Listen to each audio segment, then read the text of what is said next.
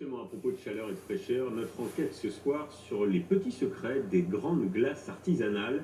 C'est le produit star de l'été avec les grands classiques, vanille ou fraise, mais aussi des parfums plus originaux. C'est la dernière tendance, basilic ou violette. Pour vendre et attirer les clients, les glaciers recherchent les saveurs parfaites. Anaïs Barre, Ambroise Duché avec Maya Boyer. C'est le petit plaisir de l'été, une gourmandise irrésistible. Vous avez pris quoi? Framboise. Chocolat.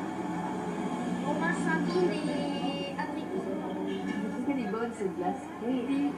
Ça sent tout partout. Tu as tout fini ou pas? En entier? Oh oui. Ce glacier artisanal, perdu dans un petit village du Luberon, attire les gourmands à des kilomètres à la ronde. Les bacs, vous avez ce qu'il faut? Gwenda Laufray est l'artisan glacier responsable de cette cohue estivale. La recette de son succès, une glace fabriquée maison avec des ingrédients de la région. Tout commence par une virée matinale à travers les paysages provençaux pour aller chercher le lait directement au pied des vaches. Ça va très bien, merci. Le glacier recherche le lait le plus frais possible. Ça c'est du lait qui date de quand? Ce matin. Hier soir et ce matin. Le lait est primordial, il est la page blanche sur laquelle le goût de la glace se dessine. Il a une concentration en protéines et en matière grasse qui est très importante. Alors ça permet, entre autres, on sait que c'est la matière grasse qui retient les goûts et qui fait la longueur en bouche. Et pour que la glace ait du goût, il faut aussi sélectionner scrupuleusement les fruits. Tous récoltés dans la région. Le melon est l'un des best-sellers de l'été. Gwenda Laufray les achète chez l'un des producteurs du village. Demain, ça c'est mieux. Comme tous les fruits, il me faut un fruit bien mûr et de préférence coloré, puisque comme on n'utilise pas de colorant, tout vient du fruit. Donc si le melon est bien orangé à l'intérieur, ça sort. Un melon, aussitôt découpé, dans l'atelier de fabrication du glacier. Comme tous les fruits, le melon est pressé, transformé en jus. Ce jus frais, c'est ce qui fait toute la particularité d'un sorbet artisanal. Gustativement, on va retrouver le goût du fruit à l'état naturel, tel que vous l'auriez croqué dans le champ hier. En été, l'atelier tourne 7 jours sur 7 pour produire des centaines de litres de glace et les 25 parfums vendus actuellement en boutique.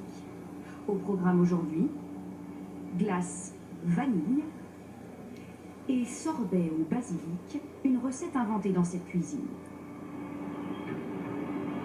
On doit mettre 1035 g de basilic normal et 115 de basilic citronné.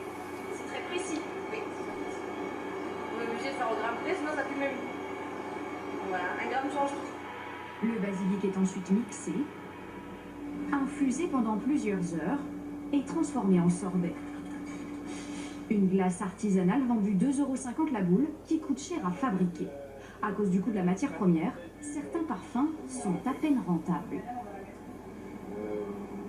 Par exemple, les parfums les plus chers à produire. Alors, en plein été, en l'absence de la glace à la truffe, qu'on fait aussi, c'est sans conteste la framboise et la fraise. Donc là, vous faites presque pas de marge sur une glace comme ça, par exemple?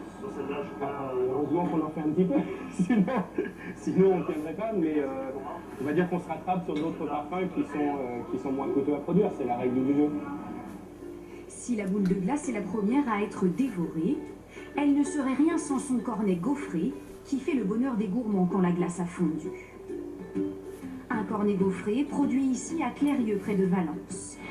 Depuis plus de 20 ans, ces machines fabriquent plus de 10 millions de cornets par an. Alors, la fabrication du cornet gaufré se fait sur un gaufrier comme à la maison. On injecte la pâte sur le gaufrier se referme, ce qui étale la pâte pour faire une crêpe. Ensuite, la crêpe, au bout d'1 minute 10, ressort et donc on finit avec la forme du cornet. Ce cornet gaufré et sucré est l'un des produits phares de l'été.